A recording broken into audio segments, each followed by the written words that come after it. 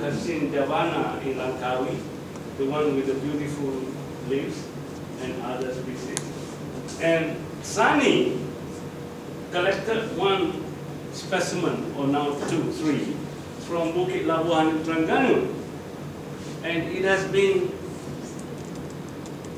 on my table ever since. I don't know what to do with it. Big fruit on Bukit Labuhan, big fruit. The only one that fit that big fruit is what I call Sisa Sumatrana, which I described from a mountain, Gunung Luser in Sumatra. So I have been arguing with Sunny, what are these? Takkanlah the Gunung Luser, 2,000 meters sea level in Sumatra. Species is found in Bukit Labuhan by the sea, about 100 meters above sea level by the sea. If ever the Sumatran species is going to be found in Peninsula, it should be in the west coast. This is on the, so I don't know what to do with it. Of course, I have got to make a decision. I have not yet made a decision. I can call it Sumatrana, so make Sumatrana non-endemic to Sumatra, or I can call it something else. I have not decided my weakness on that. This is some of the flowers of Cissus. Then I came across with this funny, beautiful Teresanthes. Some of you have seen this. The genus is so peculiar, so funny. The inflorescence is like a leaf, colorful. And the flowers are so tiny. I came across this. I described one in honor of my lecturer, Dr. Stul. It's found only in Johor and Pahang. And there is one glabra which is found in National Park only. So this is the beautiful fruits of Teresanthes. You notice, oh, dalam sini pinkish. Di sini blue, mana ada? Oh, ini different species ni. How come? Oh, so you notice, these are the tiny flowers. Very tiny, embedded, tenggelam di dalam rakis yang flattened. Normally rakis is cylindrical. Then you get a cylindrical, then only the flower come out from the rakis. Here the rakis flattened, macam daun, and the flowers are here. Yang kecil-kecil itu. So yang ni flower dah jadi fruit lah. So remnant of the flower. So this the real color is pinkish or red, not bluish. Kalau bluish ni different species lah. So very funny. Okay. Then I came across that Tetrasigma, the host of your Rafflesia and Rhizanthus as well. This is the big liana, or we call it akar papan. There are many in Malaysia. There are 34 of them. Which is the funny thing. I've been questioning myself now, questioning you all also. Why all this choose only one species of Tetrasigma? Very puzzling. All these now 24 of Rafflesia, pilih one host. And there's so many other Tetrasigma. What is so special about that Tetrasigma yang semua dipilih dari host? That is something for the molecular people, you know. And now I came across one paper published by a Chinese professor together with Wang Kumei and Sukumaran UM, talking about the gene transfer between the host to the parasite. Meaning, the parasite loves that Tetrasigma, you have the horizontal gene transfer. Christina, don't ask me what does that mean. Seolah-olah macam the gene is passed to the parasite, and that can make the parasite suffer from gigantism. We call it big flower. But I question, but this one, the Adelini is only 22 cm. So don't tell me that the gene, only few genes were transferred from the host to, I don't understand that. But the funny thing was, the parasite in the paper was taken from Peninsula, which is Cantley. But the host was taken from the Philippines. Cantley never occurred in the Philippines. So I asked myself about this paper. It doesn't make sense. If you want to show the gene transfer, horizontal gene transfer from the host to the parasite, it must be the host here, because Cantley occurs only in Peninsula. And even I saw a picture of the so-called host, which was planted in Missouri Botanical Garden. To me, was suspicious of that host. So this is a question for you people. Why did all Rafflesia choose one host? Only molecular people can answer. I do not answer. So I came across this many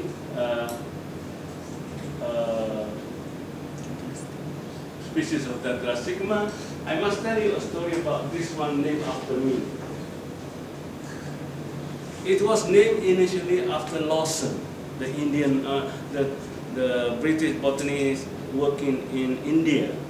But apparently, that species was not validly published.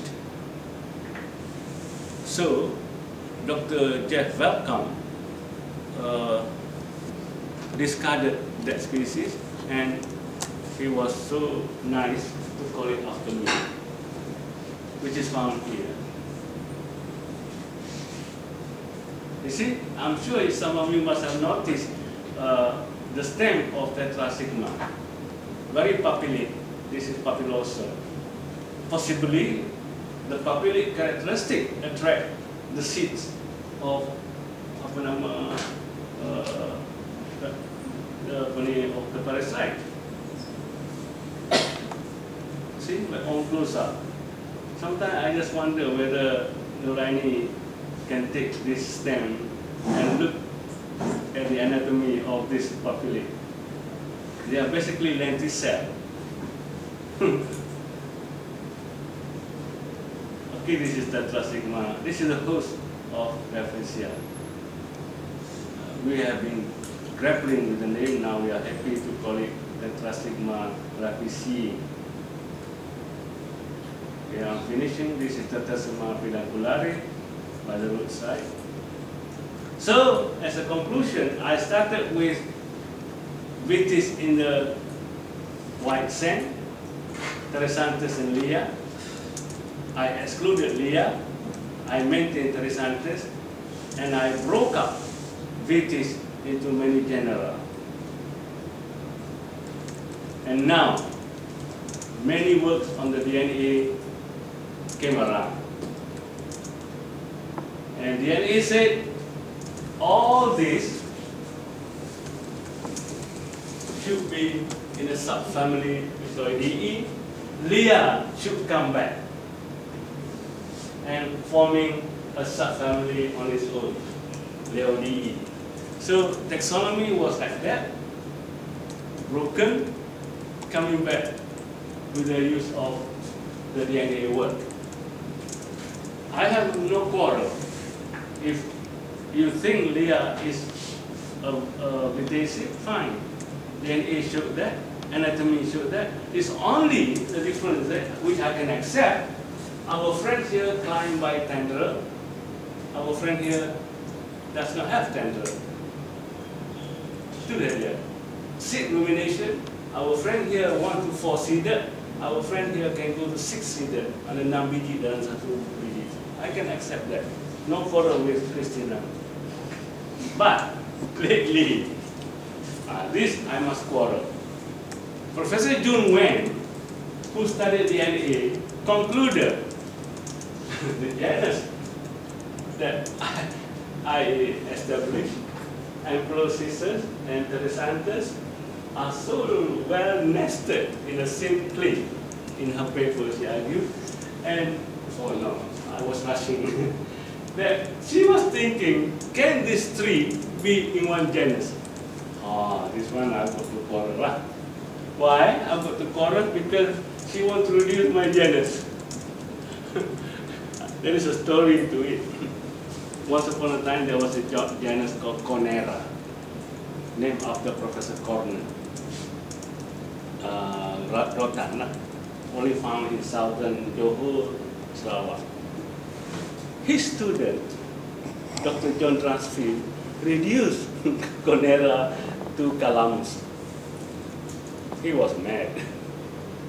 There's only one genus called Genera, and it was reduced. He was mad. Of all, why he was mad? It was reduced by his own student. Not reduced by somebody at upper. So now I know Jung Wei. So we have been discussing now. Are you sure what you see? Because again, I tell you a story. This two I can agree. Because now there is a bridge. We call it a connecting between processes and interesantes. There is a connecting, because if you remember, Ridlea has inflorescence with a flattened axis, simulating interesantes, but I put it in processes because other characters point halfway there, halfway here. But I've got to make a decision. I am happy because I described two species, Apollosis madulidi and Copranata. I put it there. Now the NA show they are so nested, but not this. I disagree with Jung Wen because Notocysis has no tendril associated with inflorescence and the seeds are ruminate. So I said to Jung Wen, please do more sampling. Take into account of the three so-called Notocysis in Papua New Guinea. So now we are still in the process of emailing each other. So thank you very much. So again, I will entertain questions, but I'm just illustrating the evolution of concept. When you started to do your master's or PhD, that you have got to understand, to make a decision, rightly or wrongly, at all times. Right decision will stay forever. There are many of linear decisions stay until today. There are also many of linear decisions were debunked by others. That's normal. But make the right decision based on a very confident evidences. You have got to find the evidences, then confidently make that decision. I'm sure people like Nasir, Anissa, and the others are also finding evidences to prove. But don't argue or don't disagree with others for the sake of disagreeing. That's not science. You have got to agree when you need to agree. You don't. But you may stand on your principles when you have the evidences. So taxonomy, it is based only on pure evidences. But mind you, taxonomy has always been in an evolution, changing. Now the DNA is the main culprit. Which I don't like DNA because I've never seen one. You know, I've never tasted DNA. Question, why do you take your drink? Sorry.